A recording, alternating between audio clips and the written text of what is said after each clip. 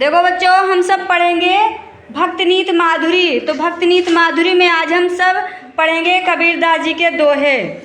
इस दोहे में कबीरदास जी ने क्या बताया है उसके बारे में आज हम सब सीखेंगे।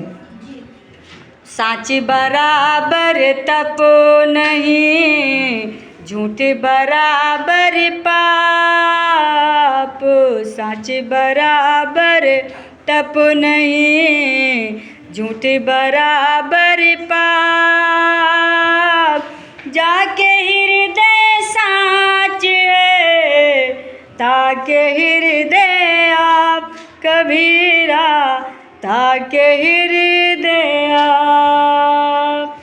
कबीरदास जी कहते हैं कि साच बराबर तप नहीं, सत्य के बराबर कोई तपस्या नहीं है, और झूठ बराबर पाप, और झूठ के बराबर कोई पाप नहीं है। ठीक है जी। तो जाके हृदय साच है, और जिसका हृदय साच है यानी जिसके हृदय में कोई छल कपट नहीं है, जिसके हृदय में सभी के प्रति दया और प्रेम भाव है, उसके हृदय में ईश्वर का निवास है। ठीक है। वृक्ष कबहु नहीं फले भखे, नदी न संचयनी। वृक्ष कबहु नहीं फल भखे, नदी न संचयनी। परमार्थ के कार्य ने साधुन धरा शरीर, कबीरा साधुन धरा शरीर। वृक्ष मतलब होता है पेड़। तो पेड़, वृक्ष कबहु नहीं फल बके, पेड़ अपना कभी फल नहीं खाता है। कि खाता है, वो फल दूसरों को ही देता है। और नदी न संचय नीर, नदी कभी अपना पानी अपने लिए इकट्ठा नहीं करती है ना, उसका पानी कौन पीता है, दूसरे लोग ही पीते हैं ना। तो परमार्थ के कारण साधुन धरा शरीर।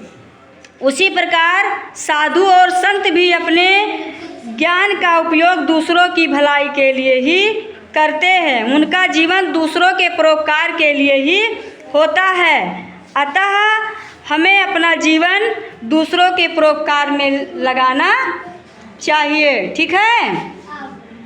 जहाँ ज्ञान तहाँ धर्म है, जहाँ झूठ तहाँ पाप। जहाँ ज्ञान तहाँ धर्म है, जहाँ झूठ तहाँ पाप। जहाँ लोभ तहाँ काल है, जहाँ क्षमा तहाँ कबीरा, जहाँ क्षमा तहाँ। कबीरदास जी कहते हैं कि ज्ञान के द्वारा ही उचित अनुचित और धर्म अधर्म का बोध होता है।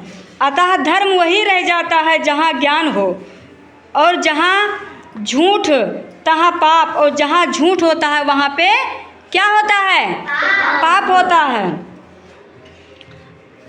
तो जहाँ लोभ तहाँ काल है, लोभ जहाँ पर लोभ होता है वहाँ पर काल है, यानी काल मतलब लालच, विनाश। क्या होता है, विनाश। तो लोभ बुद्धि को क्या कर लेता है, हर लेता है, व्यक्ति विनाश या पतन की ओर अग्रसर हो जाता है ना। वहाँ संकट और विपत्तियाँ खड़ी हो जाती है ना।